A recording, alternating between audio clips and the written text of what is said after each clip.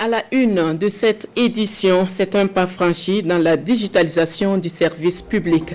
Un logiciel pour faciliter le processus de traitement des dossiers par les tribunaux administratifs. Magistrats et greffiers des juridictions pilotes se familiarisent avec l'outil. Explication dans cette édition. Nous irons dans cette édition à la découverte du prix du meilleur engagement citoyen, un événement organisé par la Direction de l'éducation au civisme et à la citoyenneté du département de la justice en vue de valoriser les actions des citoyens qui contribuent au développement économique et social du Burkina. À suivre en page internationale, la progression des feux de forêt de la Calabre en Sibérie. Les feux ravagent le sud de l'Italie jusqu'au nord de la Russie. Une bonne partie de ce pays est recouverte par la fumée et les pompiers sont impuissants face à la flamme. Voilà pour les titres. Madame, Monsieur, bonjour et merci de nous suivre. Vous avez sans doute lu certaines de ces informations sur les réseaux sociaux. Ces informations qui font cas d'enlèvement de militaires sur l'axe Koupé-La-Fada. Faux, selon le gouvernement qui dénonce un montage pour s'aimer la psychose.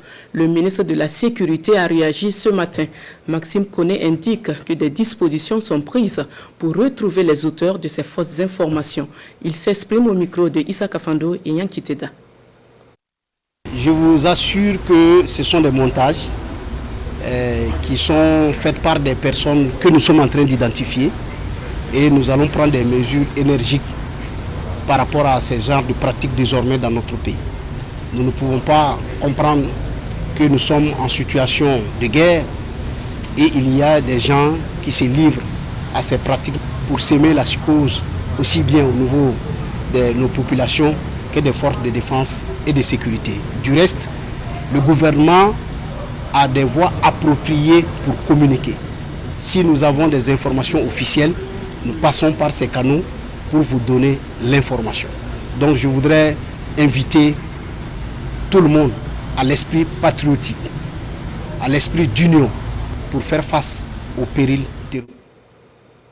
Et comme indiqué en titre, le ministère de la Justice, des droits humains et de la promotion civique se dote d'un logiciel de gestion de la chaîne administrative dans sa volonté de faciliter et fiabiliser le processus de traitement des dossiers par les tribunaux administratifs de Ouagadougou, Bobo-Dioulasso, Dédougou et Tinkodgo. Magistrats et greffiers s'informent sur cet outil depuis hier à Tinkodgo. Hassan Guébré et Bernard Diasso pour le compte-rendu. Aujourd'hui, le ministère en charge de la justice dispose de la première version stable du logiciel de gestion de la chaîne administrative, prête à être mise en exploitation. La présente session de formation au profit des membres du tribunal administratif de Ouagadougou constitue la phase ultime de concrétisation du projet d'informatisation des tribunaux administratifs pilotes. Ainsi, le slogan du ministère qui est « La justice au service du peuple » pourra trouver davantage son sens dans la qualité du service qui sera offert à la population à travers ce nouvel outil mis en place. C'est également la transparence dans le traitement du dossier.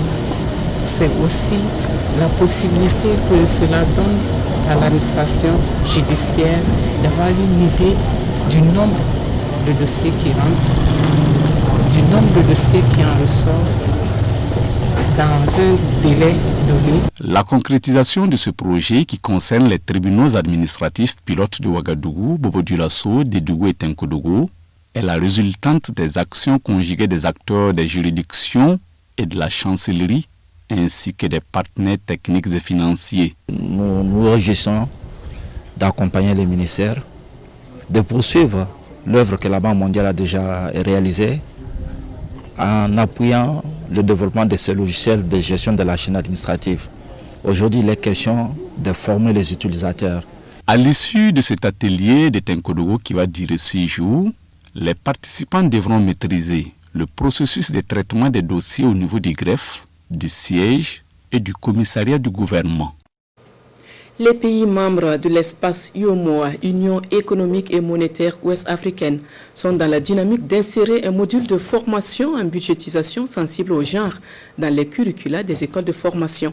Une étude a permis de faire l'état des lieux et les résultats sont évalués au cours d'une rencontre qui s'est tenue hier à Ouagadougou. Issa Kafando et bienvenue dans ça. C'est une rencontre qui réunit des acteurs intervenant sur la chaîne de planification des politiques publiques dans l'espace UEMOA. Ils sont ici pour harmoniser les points de vue sur la question de la budgétisation sensible au genre en vue d'une meilleure application dans l'espace communautaire. Le budget, lorsque l'on parle de budget national, le budget lui-même, en réalité, est un instrument technique qui traduit de manière chiffrée les choix des gouvernements, les choix de priorité. Donc, il est important que les budgets puissent prendre en compte les préoccupations spécifiques des hommes et des femmes. Il est important de se doter de budgets sensibles au genre dans les États membres de l'UEMOA afin d'œuvrer à une croissance équitable et durable. 3 jours durant, les réflexions seront axées sur les avancées, les méthodologies et différents documents qui traitent de la budgétisation sensible au genre. Nous envisageons élaborer des modules de formation qui seront insérés dans les écoles de formation professionnelle des futurs cadres de nos fonctions publiques respectives. Et pour élaborer ces modules, il a fallu procéder à un diagnostic de l'état des lieux déjà dans chacun des pays. Nous avons rencontré aussi bien les ministères en charge du budget, du genre, de la fonction publique, mais aussi essayer d'identifier certaines écoles de formation qui pourront accueillir ces modules-là. Dans une vision d'impulser au sein de l'espace communautaire une croissance équitable et durable, un module révisé sur la budgétisation sensible au genre sera introduit dans les curricula des écoles de formation professionnelle. C'est un rêve qui vient de se concrétiser pour ces 149 Burkinabés résidant en Italie. Ils sont rentrés au Bercail après plusieurs tentatives infructueuses. Leur retour au Faso s'est fait à bord d'un vol humanitaire direct organisé par la Fédération des associations des Burkinabés d'Italie, arrivé immortalisé par Adam Ngiti et Bienvenue Tansa. Après plusieurs tentatives infructueuses faute de vol direct entre l'Italie et le Burkina Faso, ces Burkinabés vivant en Italie peuvent enfin passer leurs vacances dans leur pays. Au nombre de 149, ces Burkinabés regagnent Ouagadougou grâce à un vol humanitaire organisé par la FABI, la Fédération des associations des Burkinabés d'Italie. C'est la 4e fois que ce type de vol a lieu. Vraiment excellente, on a fait un très bon voyage. Sans problème. C'est une bonne initiative parce que c'est notre association, donc on apprécie beaucoup. C'est tout l'ensemble des Burkinabés qui résident en Italie. C'est notre association, donc on supporte. Vous savez qu'on a eu une période de Covid, et donc c'est un moment difficile où les compagnies, les vols sont incertains. Et nos compatriotes, bien sûr, qui veulent revenir au pays, et il y a des difficultés parce qu'on ne sait pas si tu payes le billet, tu pourras venir ou pas. Et comme vous savez, c'est les périodes de vacances et chacun a des engagements de famille. Donc, il était du devoir de la communauté de s'organiser pour éviter justement ces imprévus. Avec des frais de transport à prix étudiés, le convoi a été mené en collaboration avec une compagnie italienne. Le coût a été divisé par le nombre de passagers, donc chacun a payé une petite contribution qui n'a rien à voir avec le coût d'un vol régulier en ces périodes d'été. Donc ceux qui ont payé, ils peuvent vous le témoigner. Certes, le voyage a connu quelques difficultés, mais n'entache en rien la joie de ses compatriotes. Les responsables de la FABI annoncent 4 autres vols dans les semaines à venir. Nous en venons à cet autre titre de cette édition qui recevra le prix du meilleur engagement citoyen en 2021. L'initiative vise la valorisation des actions des citoyens qui contribuent au développement économique et social du Burkina. Et c'est dans le souci de promouvoir l'événement pour plus de visibilité que des responsables du ministère de la Justice sont en réflexion à Ouagadougou. Moussa Ouedraogo et Caroline Ouari. De la visibilité pour le prix du meilleur engagement citoyen, l'événement du gouvernement pour valoriser les actions contribuant au développement économique et social du Burkina Faso passe quasiment inaperçu. Trouver les causes et les solutions à telle situation est l'objet du présent atelier. Au cours de cette journée, nous allons présenter les objectifs de l'institution de ce prix aux participants, les conditions, les critères d'attribution, les modalités de sélection des lauréats pour leur permettre de faire des appréciations et de dégager des stratégies non seulement pour la mobilisation de ressources, mais également pour la communication autour d'une telle initiative. La première édition de l'événement s'est tenue en 2018 et a consacré les forces de défense et de sécurité pour le sacrifice consenti pour la défense de la nation. 2019 et 2020 ont vu les sacres de Ivo Zama et Kone Kassoum David pour leurs actes de bravoure. L'édition de 2021 devrait poursuivre avec les mêmes objectifs.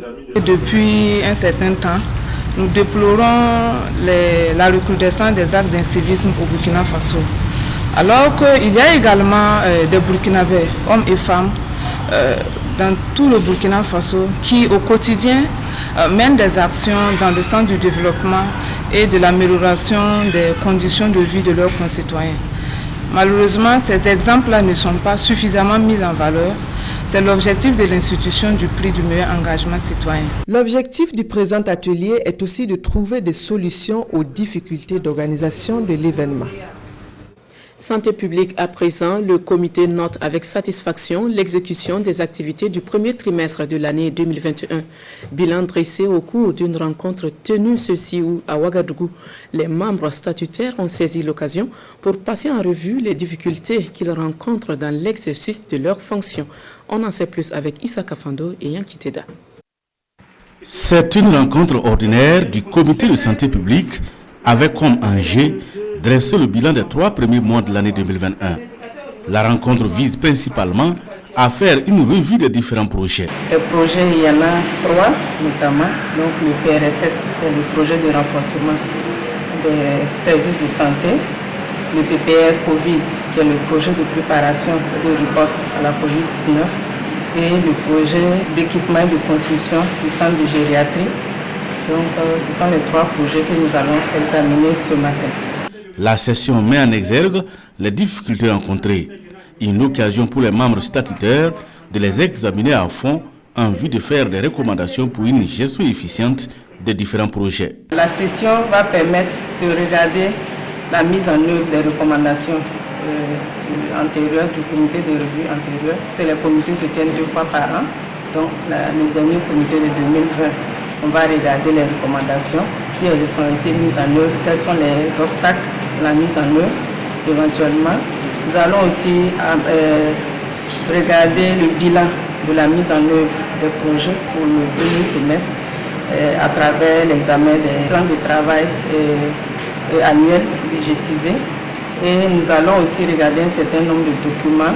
Actualité sanitaire oblige, le comité de santé publique invite les populations à se faire vacciner.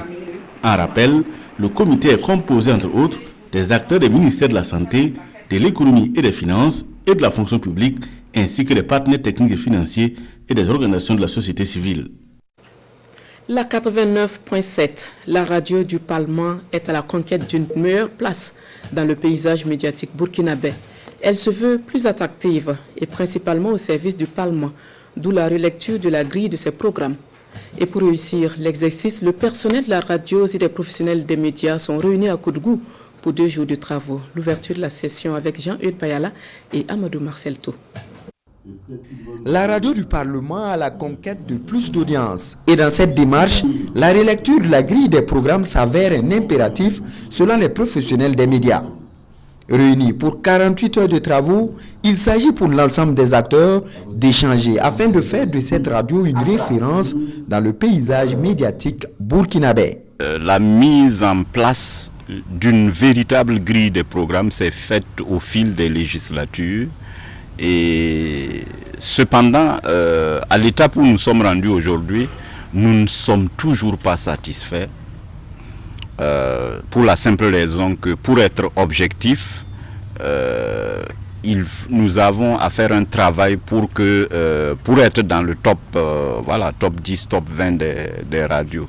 À terme, il est attendu une grille de programmes plus opérationnelle et plus attractive pour les auditeurs, mais aussi une radio qui répond mieux aux besoins de communication de l'Assemblée nationale avec l'appui du programme commun d'appui à l'Assemblée nationale du Burkina Faso, PROCAB. En 2016, un diagnostic avait révélé,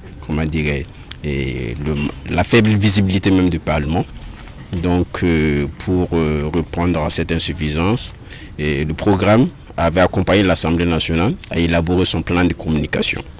Donc c'est vraiment dans la dynamique de mise en œuvre de ce plan de communication qu'aujourd'hui, le programme appuie l'Assemblée nationale, notamment la direction de la communication et des relations publiques, et à tenir cet atelier pour relire la grille et des programmes de la radio du Parlement. Une fois la nouvelle grille améliorée des programmes mis en œuvre, la création d'une télévision parlementaire reste le prochain défi. Une télévision toujours au service de la communication parlementaire. Hors de nos frontières, incendie de la Calabre, le feu continue sa progression. La fumée des feux de forêt ont atteint le pôle Nord. L'Italie et la Russie sont touchées et les pompiers sont impuissants face à l'ampleur de la flamme. Suivant. Dans les Balkans, au Monténégro, plusieurs feux de forêt sont toujours actifs dans les environs de Nikšić, la deuxième ville du pays qui se trouve au nord-ouest de la capitale Podgorica. Les feux étaient quasiment éteints en fin de semaine dernière, mais le vent et la chaleur ont favorisé les reprises de flammes. La plupart des feux qui ravagent depuis 2 semaines la Grèce et la Turquie sont stabilisés ou en rémission, à l'exception des incendies sur l'île grecque d'Eubée ou encore dans la province turque de Mugla. Plusieurs secteurs de cette province au centre-ouest de la Turquie ont été détruits et le feu continue d'avancer. En Italie, sur la côte adriatique, une station balnéaire au nord de Bari a été partiellement évacuée face à la progression des flammes. Plus au sud, la Calabre a été particulièrement touchée par les incendies. Une 60aine de feux de forêt se sont déclarés et 2 personnes y ont été tuées en fin de semaine dernière. L'ampleur des incendies est beaucoup plus importante dans le nord de la Russie. L'agence météo russe Roskidromiad estime que plus de 3 400 000 hectares sont en train de brûler. Au nord de la Sibérie, la Yakoutie est la région la plus touchée et la situation continue de s'aggraver. Les satellites de la NASA ont enregistré des images des nuages de fumée jusqu'au pôle Nord. Selon l'agence américaine, le 6 août dernier, la majeure partie de la Russie était recouverte par la fumée des feux de forêt. De quoi parlent les parutions du jour? Nos confrères se sont intéressés au départ de Laurent Gbagbo du Front populaire ivoirien et la sortie médiatique du collectif des syndicats de l'aéronautique contre la concession de l'aéroport de Dancin à un groupe français. Le procès des présumés terroristes au tribunal de grande instance de Ouagadougou occupe également une place de choix dans les colonnes des journaux. Lecture croisée avec Boukari Ouedraogo. Ils étaient 3 à comparaître devant le tribunal de grande instance de Ouagadougou pour des faits de terrorisme. Les chefs d'inculpation, association de malfaiteurs en relation avec une entreprise terroriste, détention illégale d'armes à feu, meurtre, tentative d'assassinat et dégradation volontaire de biens, nous informe le quotidien de Tassidouaya. Parmi les présumés 2 membres de la police islamique de Tombouctou, nous précise l'observateur Palga. Selon le journal, ce procès suscite beaucoup de réactions car pour certains, juger des terroristes relèverait du cinéma. Pour eux, c'est de l'argent qu'on gaspille pour rien. Pour d'autres, pourquoi juger des terroristes dans un bâtiment neuf? Dans tous les cas, le procès aura lieu et pendant 5 jours, une dizaine de dossiers sera jugé, martèle le quotidien. Au-delà du jugement, l'Express du Faso estime que le Burkina Faso a besoin du soutien des autres pays de la sous-région, mais aussi de la communauté internationale pour arriver à bout du terrorisme. Pour le journal, il faut marquer le pas, car on ne peut pas continuellement compter des morts, faire des orphelins, des veuves et des déplacés internes. Ça grogne du côté du collectif des syndicats de l'aéronautique qui dénonce un manque de perspectives heureuses quant à la concession de l'aéroport de Dancin au groupement français Méridien AMP, nous informe le pays. Le syndicat précise dans l'Observateur Palga que le projet de convention soumis par le groupe français manque de vision ambitieuse. Pour cela, le syndicat menace d'aller en grève de 48 heures à partir du 26 août, nous précise le quotidien. En Côte d'Ivoire, le Front populaire ivoirien n'est plus vendable, foi de Laurent Gbagbo dans Aujourd'hui au Faso qui d'ailleurs se projette de mettre sur les fonds baptismaux un nouveau parti. Et à Sidouaya de renchérir que ça serait une grande page politique qui se tourne avec le départ de Laurent Gbagbo du FPI. fin de cette édition de la mi-journée. Merci de votre attention. Rendez-vous à 14h avec nos confrères des langues nationales.